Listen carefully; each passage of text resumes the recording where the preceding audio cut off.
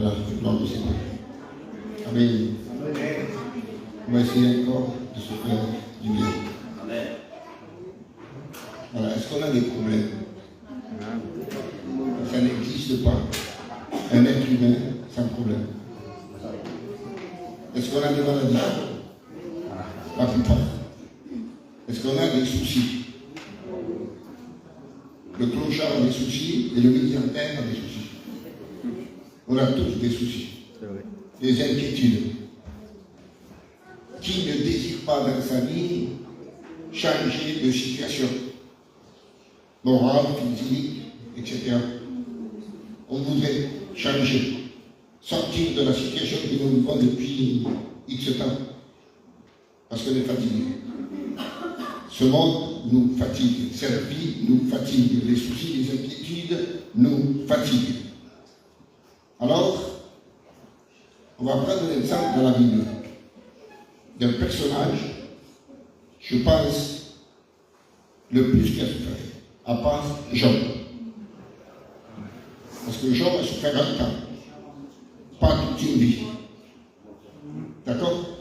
Et tous les hommes de Dieu dans la Bible qui ont souffert, c'était un temps. D'accord?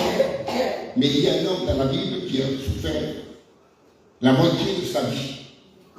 C'est pas un temps, c'est la moitié de sa vie. D'accord? Et on va essayer de parler de cet homme-là pour nous encourager. Parce que s'il y a une solution pour cet homme, il peut avoir une solution pour toi. S'il y a une remède pour cet homme, il peut avoir un remède pour toi. Et si Dieu a fait quelque chose pour cet homme, il pourra aussi le faire pour toi. Et ce message, c'est pour encourager à ne pas baisser les bras. Amen. Parce qu'il y a de l'espérance en Dieu. Amen. Vous comprenez ça? Il y a toujours de l'espérance en Dieu. Vous savez quand est-ce que Dieu agit? Lorsque l'homme ne l'attend pas. Et cet homme que nous allons voir, il ne s'attendait pas qu'un jour Jésus allait faire quelque chose pour lui. Il ne s'attendait pas, même quand Jésus était présent et que Jésus lui a parlé, il ne s'attendait pas. Il ne le savait pas. Il ne l'espérait pas. Il ne le croyait même pas. Vous comprenez ça? Quand Dieu agit, personne n'attend. On ne le sait pas. La plupart du temps, Dieu agit à l'improviste. Lorsque personne n'attend. Vous comprenez? Bénite au Seigneur de Dieu, la Dieu est sorti de la gloire. Alors on va parler de cet homme, ça se trouve dans Jean chapitre 5. Jean chapitre 5. J'ai porté ce message. Je ne sais pas si c'était le mois de mai, avant le maître, ça fait du bien. Et en sortant de la maison, j'avais dit à un frère, je vais l'appeler. Je dis un jour, si Dieu le permet, je le porterai aux égarades.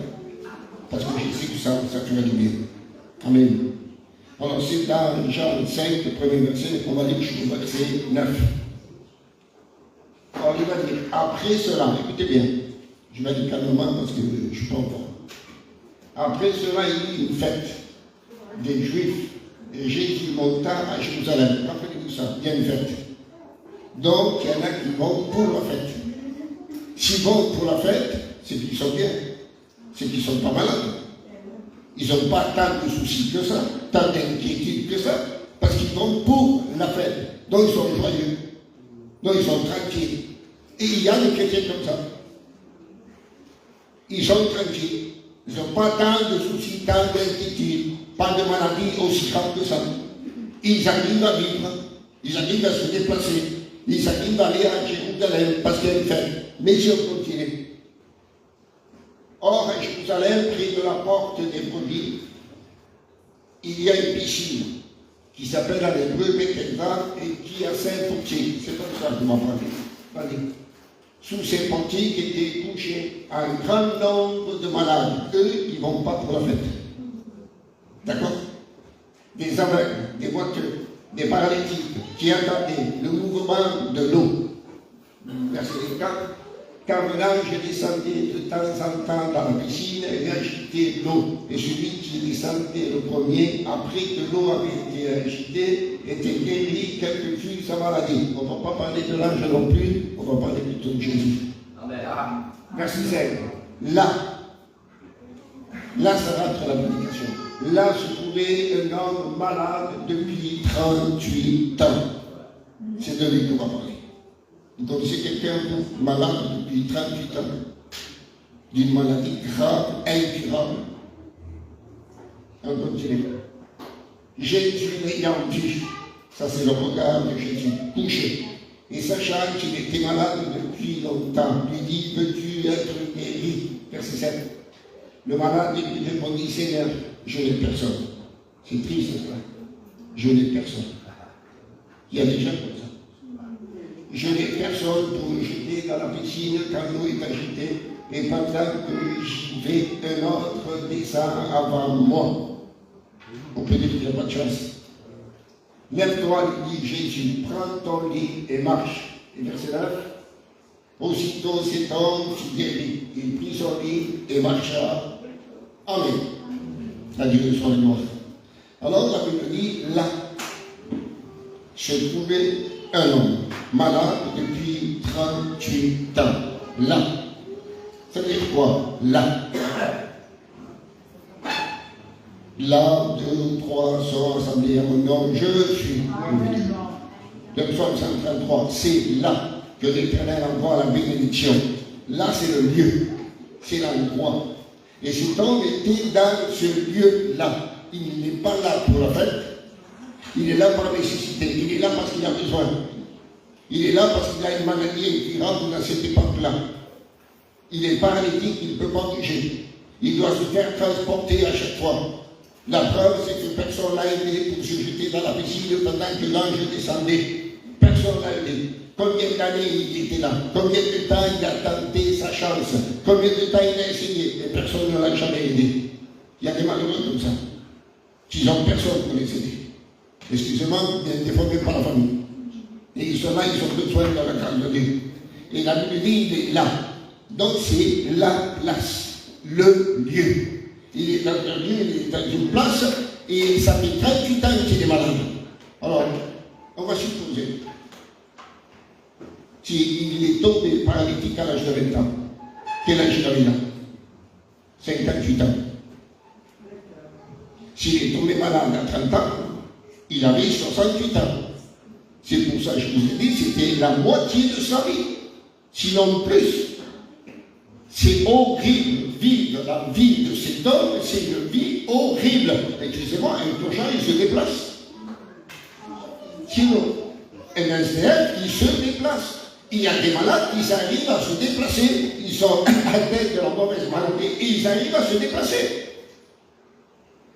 Eux, à cette époque-là, il n'y avait pas la médecine d'aujourd'hui, il n'y avait pas les moyens d'aujourd'hui. Vous comprenez? Et lui, il ne pouvait pas se déplacer. Imaginez-vous, 38 ans, il ne peut pas se déplacer, il ne peut pas marcher, il ne peut pas s'asseoir, il ne peut rien faire, absolument rien. Il peut bouger que la bouche, il peut que parler. Mais tout son corps est paralysé, il ne peut rien faire. Et pendant 38 ans, alors, essaie de comparer ta situation avec la sienne. C'est comparable, on ne peut pas. Sinon, nous, on peut se déplacer à pied, en voiture, en taxi, en métro. Lui, il ne peut rien faire. Essaie de donner dans sa place. Béni le Seigneur de Dieu, soit tout dedans. Donc cet homme a eu la volonté. Il a la volonté d'être là, mais il n'a pas le pouvoir d'être là. Vous comprenez ce que je veux dire? Il a la volonté, il veut, mais il n'a pas le pouvoir de se déplacer. Il doit le transporter. Et nous, on a la volonté de venir et on arrive à venir. Donc, essaye de comparer ta situation avec lui pendant que moi je prêche. Et ça te servira, et ça nous servira à arrêter de nous plaindre. Sinon, sinon. Donc, il est à la même place, il est là, pendant des années et des années. Et combien de temps? 38 ans. 38 ans comme ça. Donc, écoutez bien. 38 ans. Un temps de douleur. C'est un temps sans remède, sans solution. 38 ans sans remède, sans solution. Sans que personne n'étend la main pour l'aider. 38 ans ainsi. Nous, on est aidés quand même. Si nous sommes ici en France. Donc, à la même place, combien de temps? 38 ans et 38 ans de souffrance. Et c'était un samedi. Combien de samedis il y a de 38 ans? J'ai marqué 1824. 1824. Imaginez-vous un juif à l'espérance.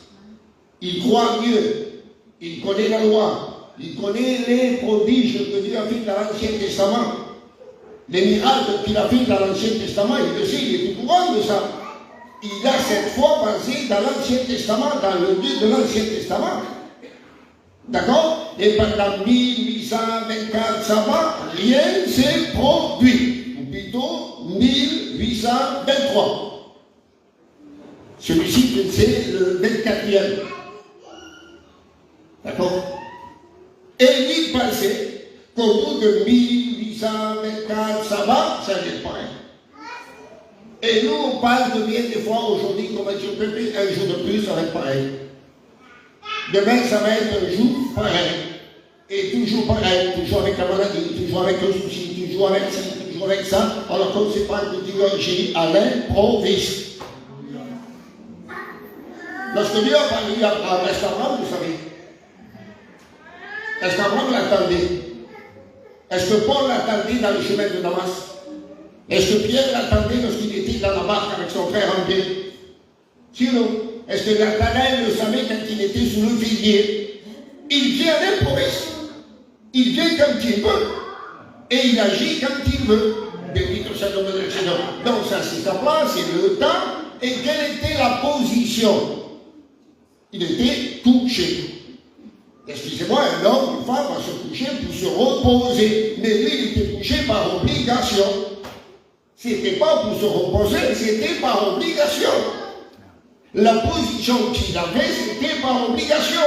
Et ça, pendant 38 ans, sans pouvoir changer de position. C'est vraiment horrible. Sinon, alors on arrête de se plaindre. Amen. À côté de lui, qu'est-ce qu'on est? On était rois, on était princes, on était riches à côté. Sinon, et lui, pendant 38 ans, imaginez-vous, il n'y a pas un seul mot qui est sorti de sa bouche pour se plaindre. Il ne s'est pas plaint.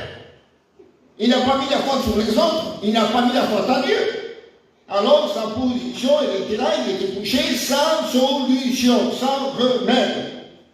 Donc ça veut dire que la situation qu'il vivait était plus grande que sa force, plus grande que sa foi, plus grande que son espérance. La situation était en train de l'étouffer.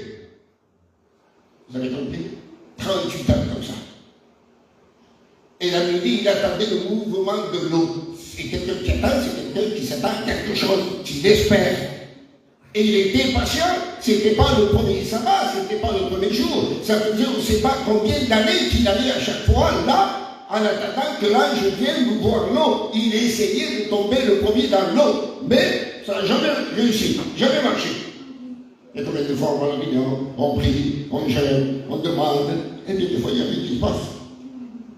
Mais un jour viendra, comme un jour est venu pour lui. Amen. Et lui, il ne savait pas que ce sabbat-là, ce samedi-là, Jésus allait venir. Il ne le savait pas. Et bien des fois, on va à la réunion et on ne sait pas ce que Dieu va dire, ce que Dieu va faire, ce que Dieu va bénir, on ne le sait pas. Béni tout ça dans le Seigneur. Donc, lui, il est patient. Il attend. Mais écoutez bien. Il est patient. Il n'a pas d'espérance sûre et certaine. Il n'a pas une espérance ferme. Il ne sait pas. C'est plus une chance qu'autre chance de tomber le premier dans la piscine.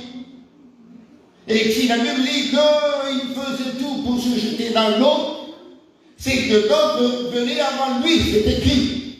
Donc il y en a d'autres qui ont été bénis, qui ont été guéris. Et bien des fois on entend des frères qui se témoignent en disant que Dieu les a guéris, que Dieu les a bénis. Et des fois on se pose la question et dit, et moi? Et moi? Et ma situation, pourquoi elle ne change pas? Et ma maladie, pourquoi elle ne part pas? Et mon souci, pourquoi elle est toujours présent, il persiste? Pourquoi c'est toujours les autres? Sinon, béni le Seigneur. Des fois, ça arrive, il y a quelqu'un qui se convertit, peu de temps après, toute la famille se convertit. Il y en a qui se convertissent, des années après, la famille n'est pas encore convertie. il faut s'accoucher. Il faut s'accoucher. Ton problème n'est pas plus grand que le sien. Et le mien non plus. Donc il faut prendre l'exemple sur cet homme. Bendito sea el nombre del Señor, la Dieu soit toute la gloire. Je m'admets. Regardez le verset 6. Le regard de Jésus, l'ayant vu. Jésus l'ayant vu. Ça c'est bon. Amen. Jésus l'a vu. Et ça c'est le plus important. C'est que Jésus l'a vu. Et ça veut dire quoi? L'ayant vu. Ça veut dire quoi? Jésus l'a vu. Qu'a-t-il vu? Un homme paralytique, c'est tout. Un regard de Jésus signifie que Jésus a vu toute sa vie entière. De sa naissance jusqu'à aujourd'hui, là. Et pour l'éternité. Le regard de Jésus est, écoutez bien, il voit à la fois le passé, le présent et l'avenir. Dans un regard, il regarde une personne, par exemple, il regarde l'André, il voit dans son regard tout son passé, son présent et tout son avenir. Il voit tout. Il sait dans son regard ce qu'il peut en tirer de cet homme ou de cette femme-là. Rappelez-vous, quand il a vu Lévi, au lieu de péager, il a dit, suis-moi. Et Lévi s'est levé et il a suivi. Un seul regard. Il savait déjà Jésus, quand il s'en chima, il allait le suivre et devenir apôtre de Jésus. Vous comprenez ça? Bénito soit le nom de Seigneur, la Dieu soit toute la gloire. Un regard de Jésus, c'est bon. Amen. Jésus voit tout, Jésus sait tout. Et c'est pas parce qu'il voit le mal, la maladie, le problème, le souci, c'est pas, écoutez bien, ton problème, tu vas faire agir Jésus. C'est pas ta maladie, c'est pas la mienne qui va faire agir Jésus. C'est pas ta foi non plus ni la mienne, c'est la volonté de Dieu qui va faire agir Jésus. Car Jésus ne dépend pas d'autre chose que de la volonté du Père. Jésus a dit, ma nourriture, c'est de faire la volonté de celui qui m'a envoyé. Vous avez compris ça? Bendito sea el nombre del Señor, la Dieu soit toute la gloire. Et la Bible dit que Jésus le voyant, sachant qu'il était malade depuis longtemps, sachant, il y a le regard de Jésus et la connaissance de Jésus. Il sait tout, il connaît tout. Amen. Amen. Il connaît et il sait la souffrance de l'homme et de la femme, le souci de l'homme et de la femme, les inquiétudes, etc., la situation, la position. Il sait tout, il connaît tout. Bendito sea el nombre del Señor, la Dieu soit toute la gloire. Et Jésus ne viendra jamais te dire, je connais ton problème, ne t'inquiète pas, je suis avec toi, je vais t'encourager, je vais faire ci, je vais faire ça. Il n'y a rien. Il n'y a pas besoin de porter une explication. Un seul mot, c'est suffisant. Un seul mot venant de Dieu, c'est largement suffisant. Bendito sea el nombre del Señor, la Dieu soit toute la gloire. Alors, sachant qu'il connaît tout, d'un seul regard, il connaît notre vie. Ton cœur. C'est écrit dans la Bible en prenant deux versets, je n'ai pas le temps de vous le dire. C'est écrit comme ça en prenant deux versets dans le psaume et dans les mois. Je sais quand tu te lèves. Je sais quand tu sors. Je sais quand tu marches. Je sais quand tu rentres. Je sais quand tu t'assis. Et je sais quand tu te couches. Ça veut dire quoi ça? Je sais quand tu te lèves, c'est le matin. Je sais quand tu sors de ta maison. Je sais quand tu marches pour aller travailler, faire ci, etc., etc. Je sais quand tu rentres le soir dans la maison. Je sais quand tu t'assis pour manger, t'asseoir et faire ceci. Et je sais quand tu te couches. C'est la longueur de toute la journée.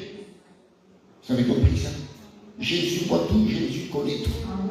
Bendito sea el nombre del Señor. Alors si on sait qu'il voit tout, qu'il connaît tout, pourquoi pas lui faire confiance?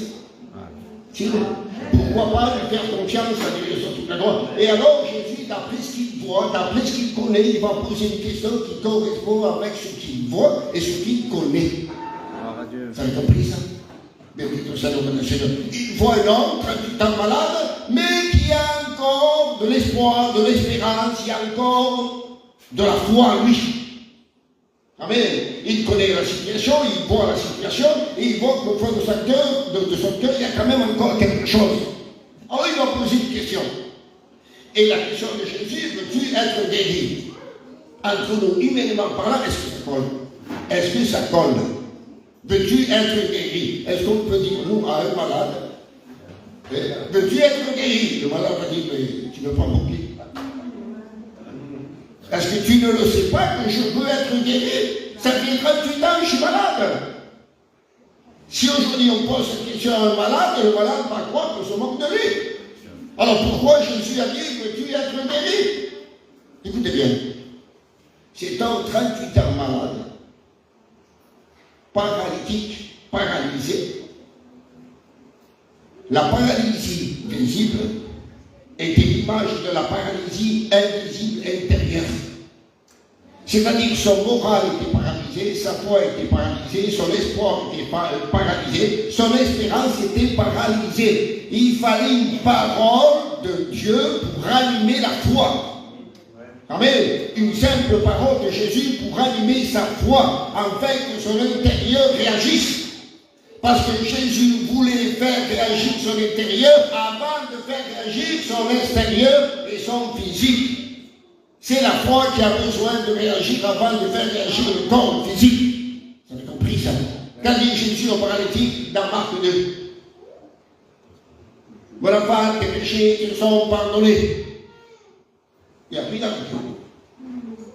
Il n'a pas cherché à faire mouvoir le corps physique qui était paralytique. Il a cherché à faire mouvoir la foi intérieure.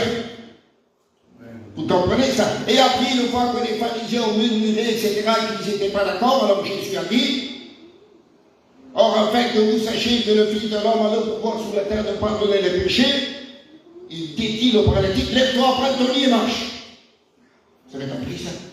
D'abord l'intérieur, après l'extérieur. D'abord la foi, après le physique. Bendito sea el nombre del Seigneur, la Dieu soit toute la gloire. Alors ça, c'est la question de Jésus. Il veut réanimer la foi. Et lui, il est ignorant. Mais il est sincère. C'est beau d'être sincère avec Jésus. D'être vrai avec Dieu. Parce qu'il va dire, je n'ai personne. Veux-tu être guéri? Il est ignorant parce qu'il pense que Jésus est en train de lui dire, est-ce que tu veux que je t'aide à te jeter dans la piscine car là je viendrai pour boire l'eau? Il pensait que c'était ça. Donc c'est pour ça qu'il avait besoin que sa foi soit ranimée. Et dans sa sincérité, il va dire, je n'ai personne. Je n'ai personne pour m'aider. Mais tout ça, non, chez nous. Et bien des fois, nous, on fait le contraire. Qu'est-ce qu'on dit? Cherchez comme ça, je ne sais pas le mot.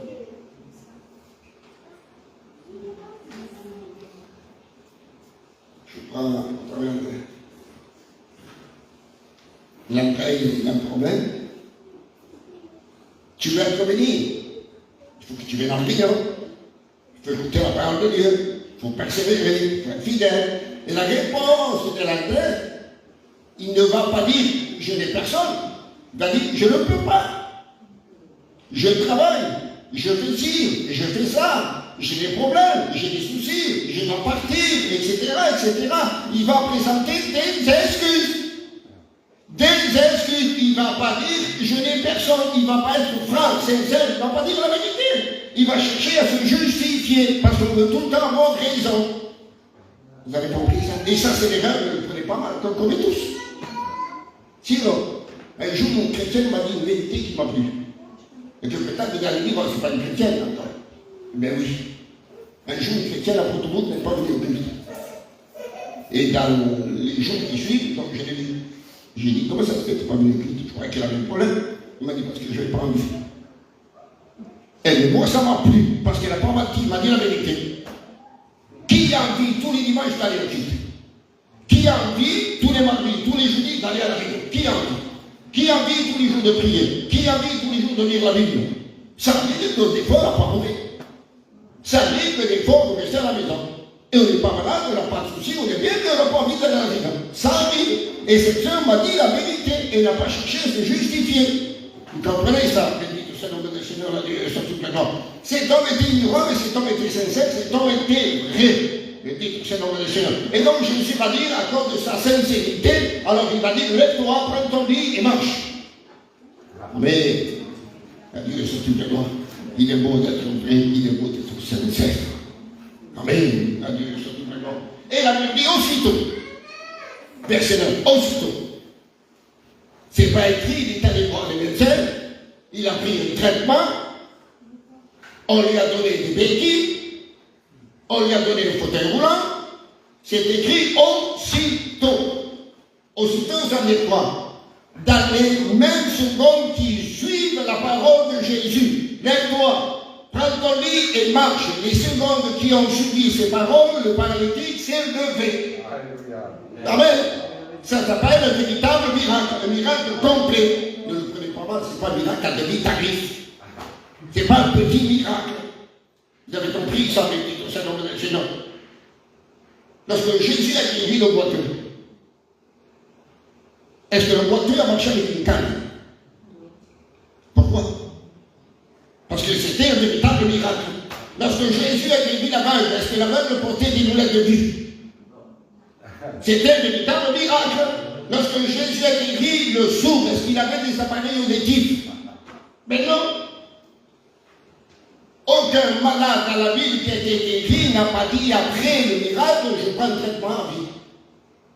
Ça n'existe pas. Aussitôt, c'est un miracle complet, fini. Alors je vous assure, n'attribuez jamais à Dieu un miracle qui n'est pas un miracle. Si Dieu ne t'a pas guéri, ne dis pas Dieu m'a guéri. C'est tout.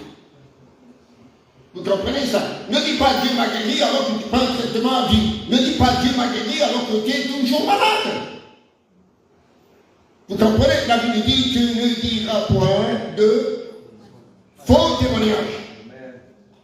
Tu ne diras point de faux témoignages. C'est grave de dire que Dieu a fait alors que Dieu n'a pas fait. Si Dieu m'a guéri, il doit dire merci Seigneur. Mais si Dieu ne m'a pas guéri, je dis Dieu ne m'a pas guéri. Mais dites, c'est le nom de Jésus. Qu'a dit Jésus aux lépreux après avoir été guéri? Va te montrer au sacrificateur et présente l'offrande que Moïse a prescrit afin que cela le serve de témoignage. C'était le sacrificateur qui l'a déclaré aux lépreux. D'accord? Et maintenant le sacrificateur doit le déclarer pur. Qui a déclaré que tu es malade? Ton mari, ta femme? Qui? C'est le médecin. Qui doit déclarer que tu n'as plus bien? C'est le médecin.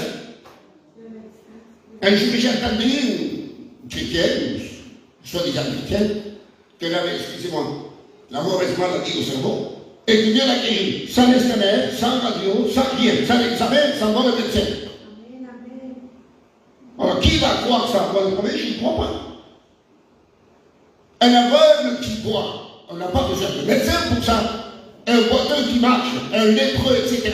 D'accord? Mais quand ça touche l'intérieur, qu'on ne voit rien, il faut que le médecin confirme qu'il n'y a plus rien. Bien dit, tout ça, on va déchirer la Dieu, ça toute la noix. Et donc, aussitôt, il va se lever, il va marcher. Comment était cet homme? Aux yeux de Jésus, comment était cet homme? Avant que Jésus le lève, que Jésus le guérisse, c'était un homme désespéré. Jésus ne lui a fait aucun reproche. Pourquoi? 38 ans malade, il ne s'est pas plaint. Alors quel reproche va-t-il faire Jésus à un homme qui ne s'est jamais plaint? 38 ans malade, il était désespéré, un homme sans espoir, un homme incapable devant sa situation, devant sa maladie, un homme sans pouvoir vis-à-vis de la maladie, un homme affligé. C'était un homme attristé, un homme malheureux. Mais voilà, il y a une parole pour ces malheureux-là. C'est une promesse, et on va en prendre. Psaume 72 et verset 12. Regardez. Car il délivrera le pauvre qui crie et le malheureux qui n'a point d'aide. Vous avez compris? Le malheureux qui n'a point d'aide. Et cet homme qui l'a aidé, lui-même a confessé, je n'ai personne pour m'aider. Alors il y avait une promesse pour lui. Bendit tout ça, le Seigneur la Dieu, soit toute la gloire. Lorsque l'homme, la médecine, etc., n'arrive plus à aider l'être humain, là il y a l'intervention de Dieu. Bendit tout ça, le Seigneur la Dieu, soit toute la gloire. Donc il est bon pour chacun d'entre nous qu'on comprenne ces choses-là. S'il y a des frères, il y a des sœurs, il y a des gens qui ont des problèmes beaucoup plus que nous, beaucoup plus que nous. Et nous, on se plaît. Prenons courage. Bendit au Seigneur, et ne baissons pas les bras. Regardez le verset 14 maintenant. Jean 5, verset 14 et 15. Depuis, Jésus le trouva dans le temple et lui dit, voici, tu as été guéri, ne pêche plus, de peur qu'il ne t'arrive quelque chose de pire. Regardez la première phrase. Depuis, ça veut dire après la guérison. Après la guérison, cet homme n'est plus devant la piscine de Bethesda en attendant que l'ange descende. Il a plus attendu l'ange, il a changé de place. Il est où? Il le trouva dans le temple, la place d'un sauvé, la place d'un chrétien. On va au temple pour écouter la parole, chanter des cantiques et offrir à Dieu des offrandes. Là, devant la piscine, ce n'était pas la place du chrétien fidèle, mais là, il a changé de place parce que la situation a changé. Et tant que ta situation ne changera pas, tu ne pourras pas changer de place. Tu as compris ça? Donc il change de place parce que Dieu a changé sa situation. Et Jésus va l'avertir, un avertissement, va et ne pêche plus. Va et ne pêche plus. On ne peut pas expliquer ça, c'est trop long. Va et ne pêche plus. Pourquoi? Voici, tu as été guéri. Ne pêche plus. Tu as été guéri, d'accord, mais ne pêche plus. Pourquoi? De peur qu'il ne t'arrive quelque chose de pire. Vous connaissez-vous quelque chose pire que 38 ans condamné sans pouvoir obliger, sans pouvoir rien faire? Qu'est-ce qui est pire que 38 ans condamné? Allez, dis-moi. C'est quoi?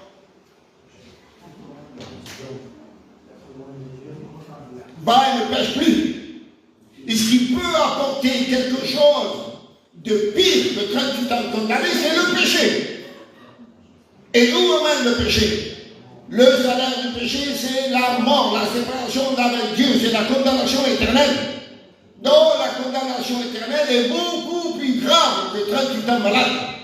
Parce que c'est l'éternité séparée d'avec Dieu. Vous avez compris ça? Et le verset 15, on va expliquer. Cet homme s'en alla et annonça aux Juifs que c'était Jésus qui l'avait guéri. Amen. Il ne parle plus ni de la piscine, ni de l'ange, ni de sa maladie. Il parle de Jésus, de Jésus, de Jésus et de Jésus. Et il doit se dire, j'ai perdu 38 ans de ma vie. Maintenant, je peux marcher, je peux courir, je peux témoigner, je peux parler. Alors, le temps que Dieu me donne à partir de ma guérison, je vais parler de Jésus. Je vais témoigner de Jésus. Une petite parenthèse.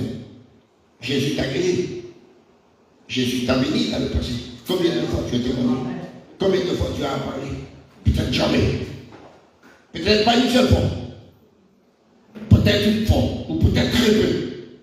C'est comme ça. Jésus a dit que vous serez mes témoins. Mes témoins. Et un témoin doit dire de ce que Jésus dit, de ce que Jésus fait. Il dit que ça nous donne le Seigneur, la Dieu, soit toute la loi. Donc cet homme est devenu un témoin de Jésus.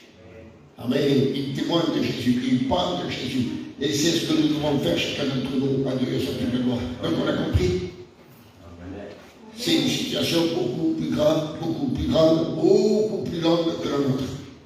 D'accord? Donc s'il y a une solution pour lui, s'il y a une remède pour lui, d'accord? Il peut en avoir pour toi. Donc il ne faut pas s'alarmer, il ne faut pas baisser les bras. Mais plutôt c'est un jeune homme, nous on n'attend pas un ange, on ne regarde pas la piscine, hein? À voir si l'eau va s'ouvrir. Non. Nos yeux sont fixés en Jésus. Nous on attend Jésus. On espère Jésus. On est ferme dans la parole de Jésus. Mais tout c'est notre espoir est basé en Jésus, le Fils de Dieu. À Dieu soit toute la gloire. Alors, à partir de maintenant, je t'en supplie. Arrête de te plaindre. Et moi aussi. Amen. Mettons notre confiance en Jésus. Les hommes allaient à la fête. Lui n'a pas été à la fête, il est allé au temple. Amen. Il est allé au temple. Vous savez pourquoi? Pour remercier Dieu, pour louer Dieu, pour adorer Dieu. Parce que Dieu l'a sorti d'une situation grave, 38 ans. La situation est menée. Et Dieu l'a fait sortir de là. Alors je t'en supplie. Loue Dieu, adore Dieu, glorifie Dieu, exalte Dieu, serre Dieu de tout ton cœur. Même si ta situation est grave, pénible, tout ce que tu voudras, elle ne sera jamais aussi pénible que la sienne, aussi grave que la sienne, aussi longue que la sienne. Jamais. D'accord? Alors, on ne se plaint pas. On adore Dieu. On glorifie Dieu. On bénit Dieu. Amen. Regardez ici, une situation est tellement grave qu'on peut manger, on peut boire. Pour certains, on a la clim à la maison, on a la clim dans la voiture. On a des habits en trop, même encore des chaussures en trop. On peut partir en vacances. Pour certains, on a la même voiture, et tant mieux, merci Seigneur. Alors, on ne se plaint pas. D'accord? On ne se plaint pas. Béni que Seigneur Jésus. Michel,